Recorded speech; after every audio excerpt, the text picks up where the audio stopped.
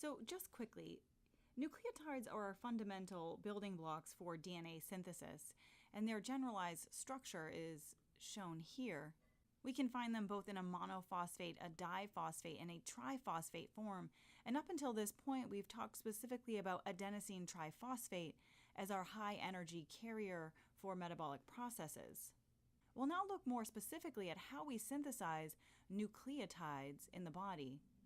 They're primarily synthesized in their ribose form, as they're used for transcription much more readily than DNA synthesis.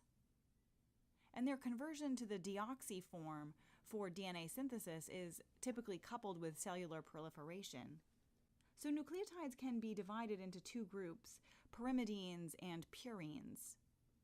And we'll talk about the synthesis of each one. The family of pyrimidines includes thymine and cytosine, as well as uracil. Keep in mind, uracil is only incorporated into RNA. What's notable about pyrimidine nucleotides is these contain a single ring structure. Pyrimidines pair with purines in the DNA double helix. You probably know from previous courses that thymine pairs with adenine, forming 2 hydrogen bonds, in contrast to cytosine, which pairs with guanine and forms 3 hydrogen bonds. Our purines, both guanine and adenine, are double ring structures. And we'll see later in the course that these are more difficult to break down in the body, and as such we have a salvage pathway related to purine metabolism we'll discuss.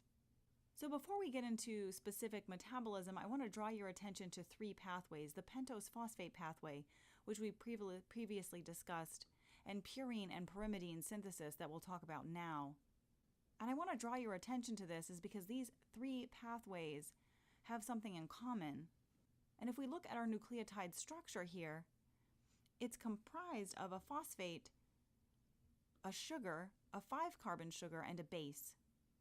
And what's important to note is that this 5-carbon sugar is produced through the pentose phosphate pathway. If we look at this slide, which we've addressed previous, this is our pentose phosphate pathway here, with our oxidative portion up top and our non-oxidative down at the bottom.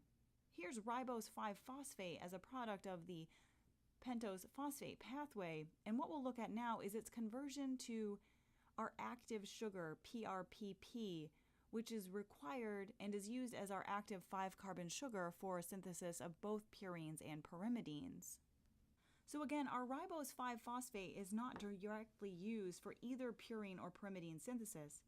Rather, it's used to synthesize the active pentose, or phosphoribosyl pyrophosphate, which we'll denote as PRPP. The conversion is catalyzed by the enzyme phosphoribosyl 1-pyrophosphate synthase, or PRPP synthetase. So again, PRPP is the activated 5-carbon sugar for nucleotide synthesis. You'll notice it provides both the sugar as well as our phosphate groups. The enzyme PRPP synthetase is regulated. It can be influenced by the rate of ribose 5-phosphate synthesis, and it's inhibited by purine bases, and that includes AMP and ADP, as well as GMP and GDP. And these are required in combination to inhibit the activity of the enzyme. And finally, before moving on to the synthetic pathways, I just want to draw your attention to our substrates we're using for nucleotide synthesis. We've talked about amino acids and their use as donating nitrogens in metabolic pathways, and that's illustrated here where glutamine will donate our amine groups as well as glycine for the synthesis of the purine structure shown here. You also have aspartate donating a nitrogen. Folate is also going to be a key methyl donor or a key 1-carbon donor, and there are multiple forms of folate used. Here you can see the N10 formal tetrahydrofolate used for donation of this carbon, as well as the 510 methylene tetrahydrofolate being donated here.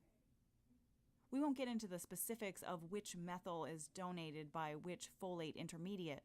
Just know that folate generally is required for nucleotide synthesis. All right, that sets us up really nicely to look specifically at the synthesis of purines and then pyrimidines.